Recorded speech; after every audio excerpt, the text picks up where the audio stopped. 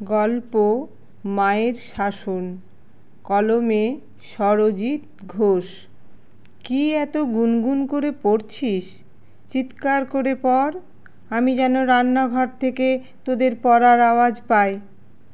মায়ের এমন ধমকে আমরা দুই ভাই চিৎকার করেই পড়তাম।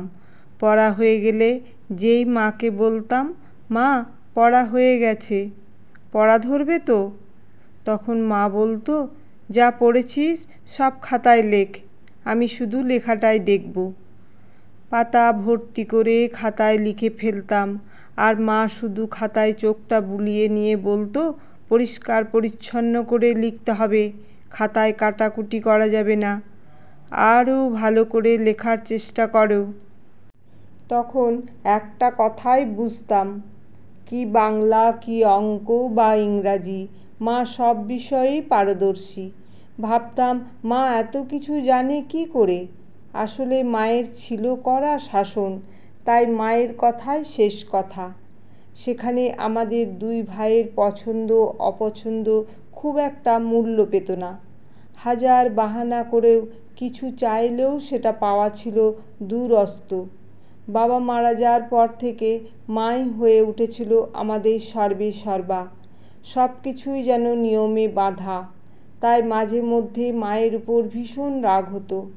শাসনের চাপে পড়ে খুব অতিষ্ঠ হয়ে উঠতাম। মায়ের হাতে মারও খেয়েছি। সে যাই হোক, বড় হয়েছি, কলেজ ইউনিভার্সিটি কমপ্লিট করেছি মায়ের শাসনে থেকেই। শাসনের মধ্যে থেকেই পেয়েছি অনেক স্বাধীনতা। আজ বুঝি এই শাসনের কত মূল্য। মোটের ওপর আজ আমরা দুই ভাই প্রতিষ্ঠিত। ভাই ডাক্তার আর আমি গভর্নমেন্ট স্কুলেই শিক্ষকতা করি। তারপর থেকে কেটেছে জীবনের অনেকগুলো দিন। হিসেবের খাতা বলে প্রায় 25 বছর। 25 বছর পরের ঘটনা, আজ মাধ্যমিকের রেজাল্ট। সকাল থেকেই আমরা বাড়ির সকলেই বেশ টেনশনে আছি। রেজাল্ট বের হবার দিনগুলো বড় টেনশনের দিন। আমার ভাইও বারবার ফোন করে খবর নিচ্ছে। আমার স্ত্রী অনিন্দিতা আমাকে জিজ্ঞাসা করছে বারবার, কি গো, রেজাল্টের কিছু খবর পেলে? খবর পেলে তুমি তো জানতেই, তবে এখনও কোনো খবর পাইনি। অনিন্দিতা নিজেও টেনশনে আছে। চাপা ভয় মিশ্রিত কণ্ঠে নিজের মনেই বলে উঠল, সকাল 10টার পর তো ওয়েবসাইটে রেজাল্ট দিয়ে দেওয়ার কথা, কেন যে এত দেরি হচ্ছে? কিছুক্ষণ চুপ থেকে আবার বলল, এই জানো, আমার না খুব ভয় করছে। বললাম, সে তো আমারও। নিজের রেজাল্ট নিয়ে এত টেনশন হয়নি। হঠাৎ মোবাইলটা রিং বেজে উঠল। দেখি আমার ভাইয়ের ফোন। ভাইয়ের ফোন রিসিভ করেই জিজ্ঞাসা করলাম, রেজাল্টের খবর পেলি? দাদা, ভীষণ আনন্দ হচ্ছে। আজ যে আমার কতটা আনন্দ হচ্ছে তোকে বলে বোঝাতে পারবো না। ফার্স্ট ডিভিশনে একেবারে। বলিস কি রে? হ্যাঁ দাদা, জীবনে এত বড় আনন্দের খবর আমি আগে কখনো পাইনি। মা ফার্স্ট ডিভিশন পেয়েছে। ভাবতে পারছিস এটা কত বড় খুশির খবর? মা ততক্ষণে পুজো সেরে ঠাকুরঘর থেকে বেরিয়ে এসে আমার হাতে প্রসাদটা দিয়ে বলল, এ সবই তোদের কৃতিত্ব রে বাবা, আমি আর কি করলাম? আমার অপূর্ব স্বাদ তোরা আজ পূরণ করেছিস। ছোটবেলায় তোরা যখন পড়াশোনা করতিস, তখন তোদের পড়ানো বা খাতায় তোরা যা লিখতিস সেটা দেখার মতো যোগ্যতাই আমার ছিল না। শুধু ভাবতাম আমি যা পারিনি, আমার দুই ছেলেই যেন তা করে দেখায়। আজ তোদের কৃতিত্বে আমি ভীষণ খুশি।